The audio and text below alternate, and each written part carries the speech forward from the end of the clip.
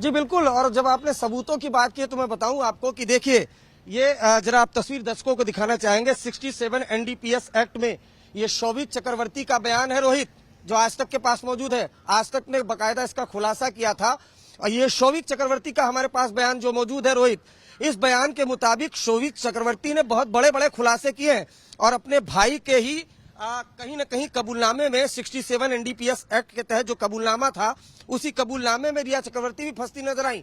शोभित चक्रवर्ती ने कबूल किया है कि वो सुशांत सिंह के घर पर ड्रग्स पहुंचाता था। हालांकि ये भी कहा है कि सुशांत सिंह राजपूत के कहने पर, और शोभित चक्रवर्ती ने भी कहा कि सैमुअल मिरांडा, दीपेश सावंत भी ड्रग्स की खरीद फरोख्त करते थे, कई ड्रग पैडलर से कांटेक्ट में था।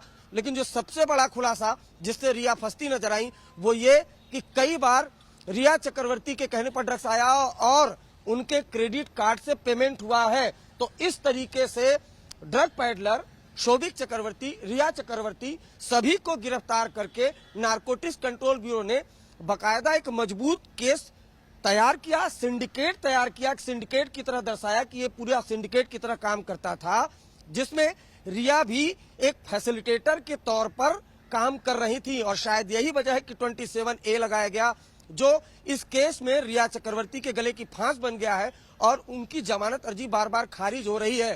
तो एक नहीं, दो नहीं, तीन नहीं, ऐसी कई गवाहियां हैं, व्हाट्सएप चैट है, इलेक्ट्रॉनिक एविडेंस है, जिसके आधार पर काफी मुश्किलों का सामना अदालत में करना पड़ रहा है। कम से कम फिलहाल जमानत में, आगे जब ट्रायल चलेगा, चार्जशीट होगी, तब देखना होगा, लेकिन फिलहाल जमानत दूर की कौड़ी है।